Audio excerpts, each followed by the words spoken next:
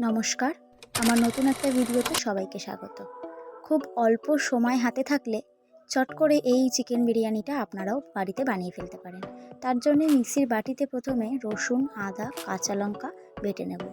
তারপর কড়াইতে তেল গরম করে তাতে বেরেস্তা ভাজার জন্য পেঁয়াজ দিয়ে দেব। পেঁয়াজটা ভাজার সময় কিন্তু গ্যাসের ফ্লেমটা একদম অল্প মিডিয়ামে রাখতে হবে, নয়তো পেঁয়াজ কিন্তু পুড়ে যাবে আর তিতো গন্ধ হয়ে যাবে।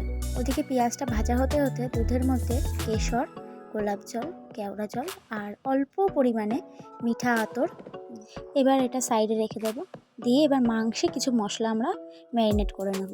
প্রথমেই দেবো টক দই, পরিমাণ মতো টক দই, নুন, হলুদ, কাশ্মীরি লঙ্কার গুঁড়ো 2 চামচ মতন দেবো অল্প বিরিয়ানি মশলা 2 চামচ মতনই দেবো।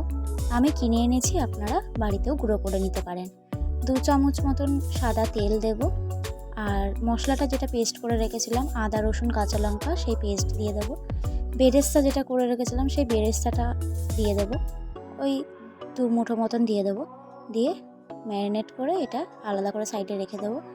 এবার আমি নুন মাখাইনি আলুতে, নুন মাখালে আলুগুলো ভালো মতন ভাজা হবে না, তাই হলুদ দিয়ে আলুগুলো ভেজে ওই আলুর মধ্যেই আমি মাংসগুলোকে দিয়ে একসাথে আলু আর মাংস কষিয়ে নেব।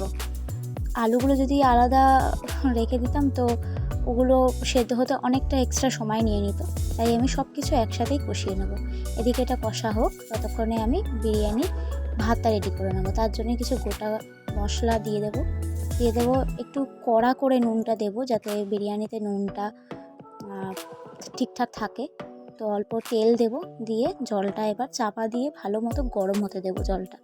ওদিকে আমার চালটাও ভেজানো আছে, অল্প ভিনিগার দিয়ে দেবো, দিয়ে চাপা দিয়ে দেবো। এদিকে মাংসটা কতদূর দেখি, মাংসটা হয়েই এসছে প্রায়। এবার জলটা এদিকে ফুটে গেছে। এবার চালটা যে ধুয়ে ভিজিয়ে রেখেছিলাম সেই চালটা এবার দিয়ে দেবো। জলটা ঝরানোই ছিল, সেই চালটা দিয়ে দেবো। দিয়ে এবার ভাতটা হতে দেবো। 80% মতন ভাতটা করব, বেশি গলাবো না। চাপা দিয়ে দিই। দিয়ে এবার এদিকে কতটা মাংসটা হলো দেখি। মাংস প্রায় কষা হয়ে গেছে, আর একটুখানি হবে, একটু আলু সেদ্ধটা হওয়া বাকি আছে। মোটামুটি ওই 70% মতন করে নেব।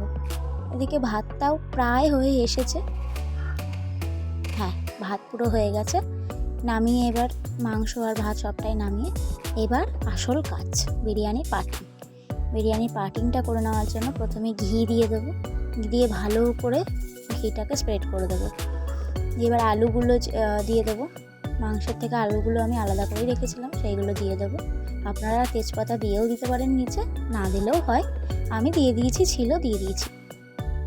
আর গ্রেভির থেকে যে তেলটা বেরিয়েছিল সেই তেলটা অল্প দিয়ে দিয়েছি, কালারটা ভালো আসবে। ভাত দিয়ে দিলাম, ভাতগুলো জল ঝরিয়ে রেখেছিলাম, সেই ভাতগুলো ঝাঁঝরি দিয়ে দিলাম। দিয়ে ওপরে এবার মাংস দেবো। মাংসগুলো অল্প গ্রেভি রেখে মাংসগুলো পুরো সাজিয়ে সুন্দর করে দিয়ে দেবো।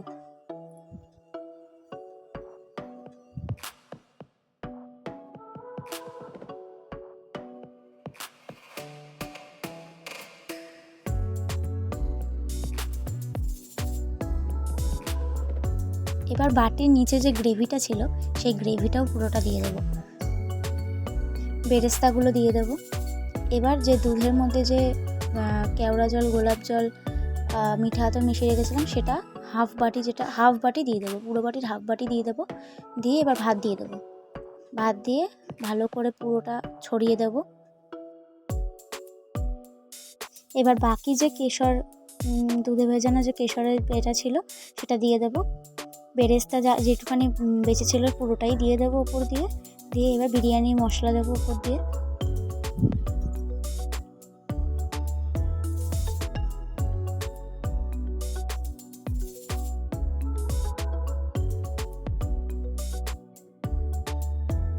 এবার অল্প গ্রেভি আমি রেখে দিয়েছিলাম, সেই গ্রেভিটাও আমি ওপর দিয়ে দেবো।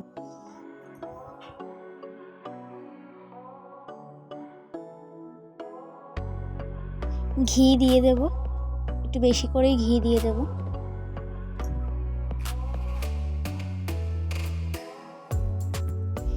এবার ওপর দিয়ে হালকা একটা ভাতের লেয়ার আমি দিয়ে দিয়েছি, একটু ভাত বেঁচে ছিল সেটা আমি দিয়ে দিয়েছি ওপর দিয়ে। দিয়ে একটা থালা চাপা দিয়ে মুখটাকে বন্ধ করে একটা চাটুর ওপরে বসিয়ে দিয়েছি। এবার 25 মিনিট মতন দমে বসিয়ে রাখবো। ব্যাস, আজকের চিকেন বিরিয়ানি আমাদের রেডি। একটু ঢেলে আপনাদেরকে দেখিয়ে দিই কতটা ঝুরঝুরে হয়েছে ভাত। আপনাদের হাতে যদি একদম অল্প সময় থাকে তাহলেও আপনারা এই চিকেন বিরিয়ানিটা বাড়িতে খুব সহজে বানিয়ে নিতে পারবেন।